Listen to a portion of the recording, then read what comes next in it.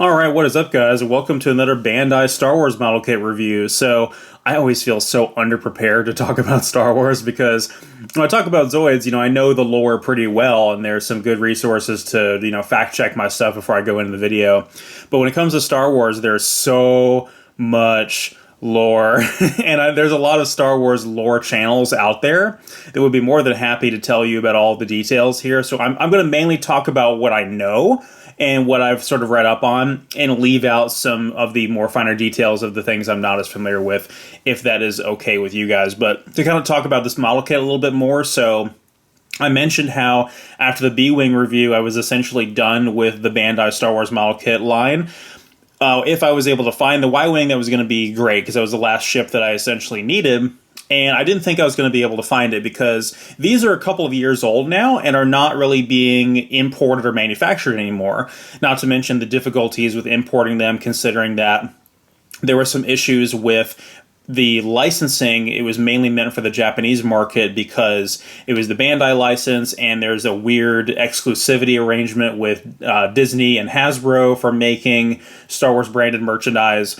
And so it was this big debacle, and there were some import embargoes on the figure-style model kits, like the Stormtroopers and the Boba Fett one and stuff like that, that were part of this same line.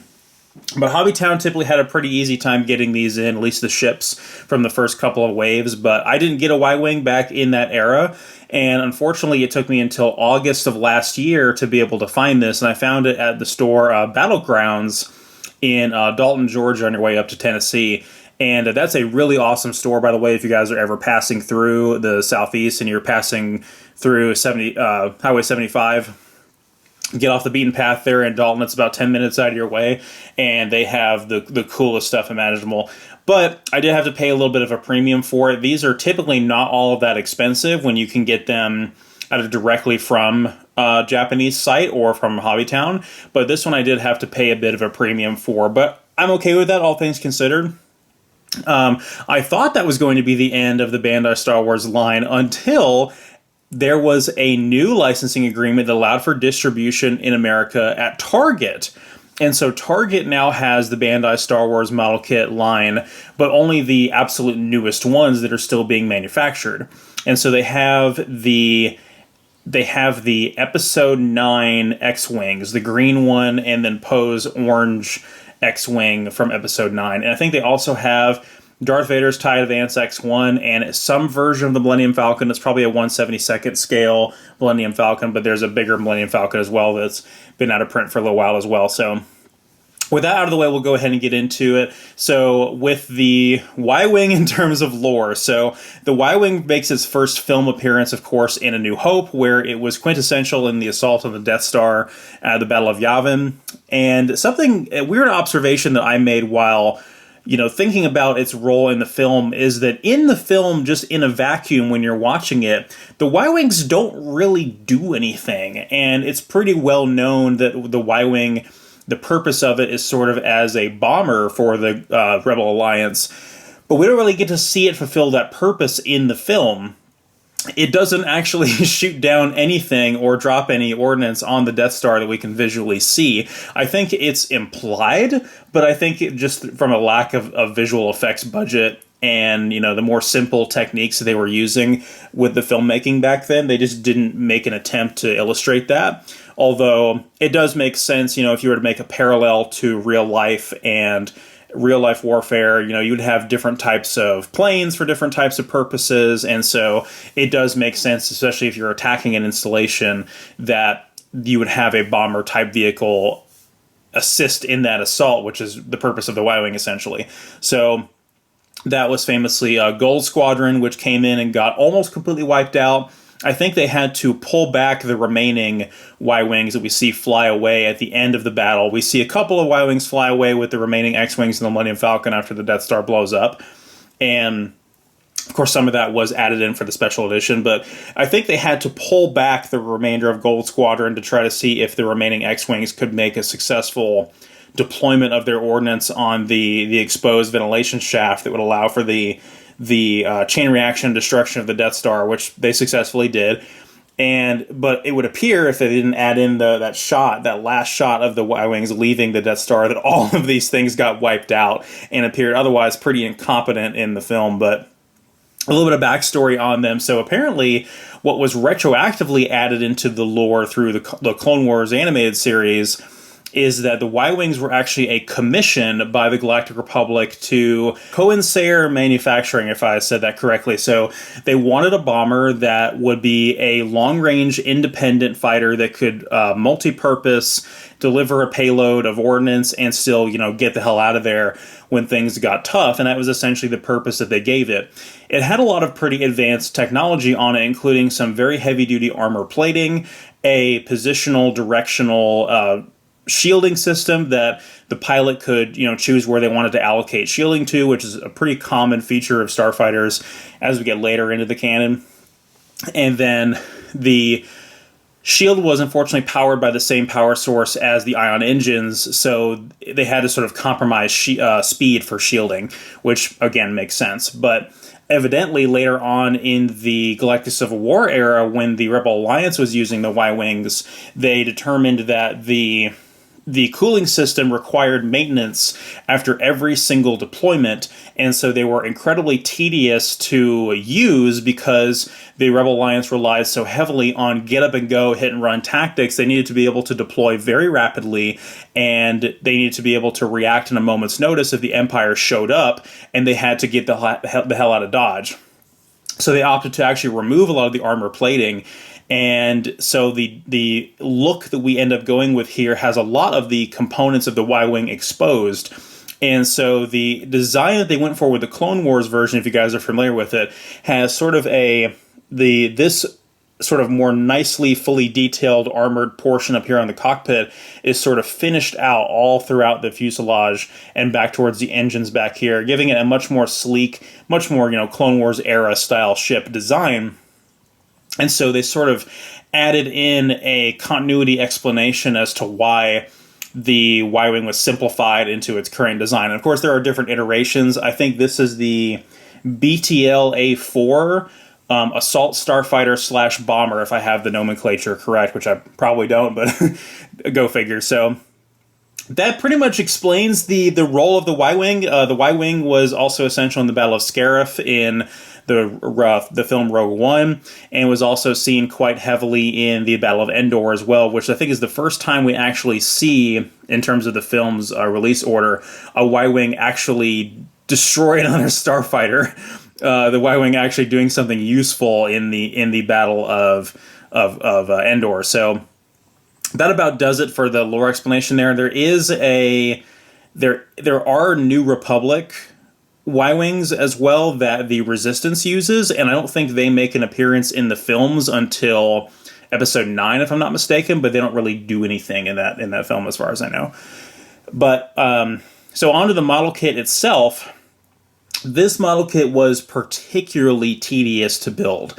So one of the things I do like about it is, of course, I really like the look of it. It's very faithful. There's enough differently colored molded pieces that make it look pretty good without any paint applications or decal applications, which is typically how I like to leave these, unless I decide to go back later and add decals and paint applications. But when I do the reviews, I usually like to show it completely naked like this, just to kind of give you guys an idea of what it looks like finished, and you guys can go back and add decals and stickers of your choosing. But I'll see if I can pop it off the stand here. Man, it's on there good.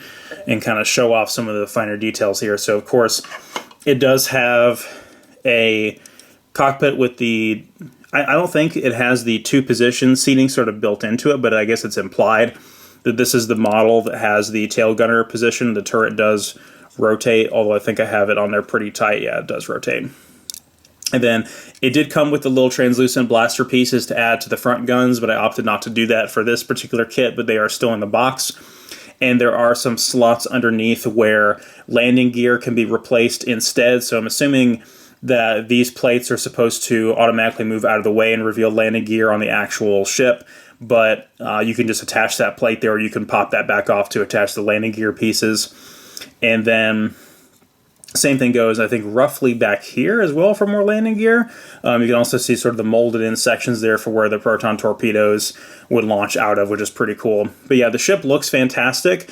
But one of the things I will say about the build of it that was so tedious is all of these wires and cables and sort of connective tissue on the body of it, all the stuff that was sort of meant to be concealed by the armor plating back in the day. And if you look closely, you can see a lot of little holes on there. And that is because, full transparency, full disclosure, I know this is going to make me sound like an incompetent model builder, but there is a full, like, page of instructions just on attaching all of those little hoses and cables and tubes and stuff. And so I opted to just say, fuck that, not doing it. I'm leaving it kind of as it is. So I attached several of them, as you can see. But if you compare that to the box artwork, you can see there's a lot more that are supposed to be on there that I opted not to attach, which is a little unfortunate. Also went for the sort of R4 style astromech droid in there. You can kind of see it's got the more sort of trapezoidal style head as opposed to the dome head, and I just kind of prefer that with the Y-wing. There is a little bit of translucent plastic at the back of the engines. You can't really see it because it's blocked by the black piece there, but it looks pretty cool. And then the way that this whole section attached right here, with these pieces sort of keeping the back part of the engine and attached all the way up to the front, was really interesting and really well designed, and I liked that quite a bit. And I do think the finished product looks really cool, but I just wish that they would. I know it's like, oh, it takes the whole fun out of it. You know, you're cutting corners, and you need, get good essentially when it comes to model building. I know a lot of people will make that criticism, and that's a fair criticism, I suppose. But in this particular instance, I really would like to push back on the design sensibilities of the model kit itself and say, hey, that was kind of a bad decision from a model building standpoint, because those pieces are so thin and narrow that it's very difficult to line them up with those holes and press down on them for them to peg into them without them bending or warping or breaking, etc. So I found that to be incredibly tedious, and so that is actually something I would say is a big negative about the build of this thing. Also, the way the instructions are laid out. The instructions are not a booklet that you can flip through. It's like a map that you have to open and spread out. And so I had to build this on the floor of the craft room, essentially, to have the instructions spread out where I could actually read the pages in the order that they intend you to, because I couldn't just flip through the instructions like a booklet. And because there were so many pages and so many illustrations just to show off that middle section there with all of that crazy molded in detail, it was very, very, very tedious. So that's about enough for that, though. I don't want to complain about it too much. It does have a nice stand that has some details of essentially the Death Star terrain built into it. So if you show that close to, the TIE Fighter one or the Rebel Alliance X-Wing one, it does go very nicely together. And I will do a quick size comparison. This is one of the X-Wings I was talking about from Episode 9. This is the green one. And you can see that the Y-Wing is quite a bit bigger in a lot of different directions. So it just feels a lot more thick and chunky, and it's also longer, and it's almost exactly as wide, too. So the Y-Wing is quite a large ship, but not nearly as large as that B-Wing that I built. That was ridiculous.